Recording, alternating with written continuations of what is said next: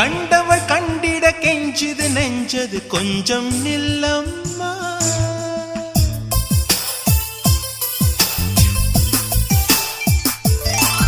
நான் வானவில்லையே பார்த்தேன், அதை காணவில்லையே வேத்தேன்.